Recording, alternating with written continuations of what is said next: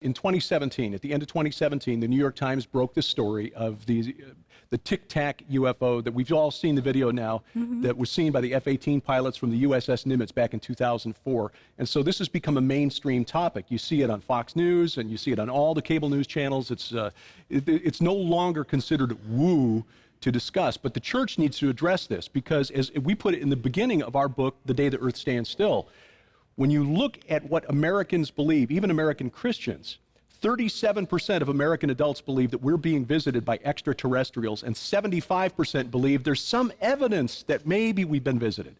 So more than a third of American adults believe firmly that we're being visited by extraterrestrials, but when you look at what Americans believe about God and the Bible, according to George Barna, only 9% of American adults have a biblical worldview.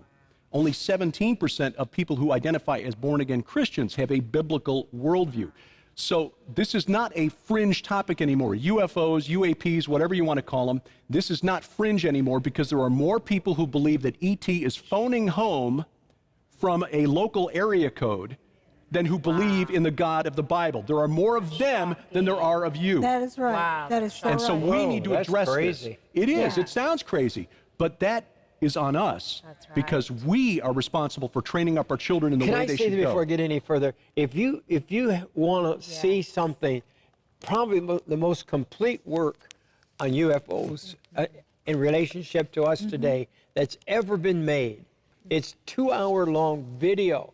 It has who holds That's right. in Dr. it? Tom Horn, Josh Peck, Derek Gilbert, Chuck Missler is in it, Gary Stearman, Ale Marzulli, who's been on the show, Carl Gallups, on and on. These are all commentators who commentate on what is taking place and what's happening. The late Chris Putnam is on Yes, it as well. that's right. Yeah, some of the last footage that these amazing amazing. You say it's like 10 years of production to Yeah. make this. Yes. When I was growing up, I was interested in the topic of UFOs. You know, what are they? Does this fit in with the Bible somehow? And the answer that I was given time and time again was, well, they're demonic. Now, that may be true, but that's not good enough of an answer for my curiosity, and I imagine I'm not alone in that. Yeah. So after a while, I ended up falling away from the church, and I got into New Age because the church wasn't talking about UFOs and all these other things that I was interested in as well. But these New Agers were, and they seemed welcoming, and they were friendly, and I about ruined my life getting into that stuff. So, you know, no longer in New Age now. That's a whole different story. But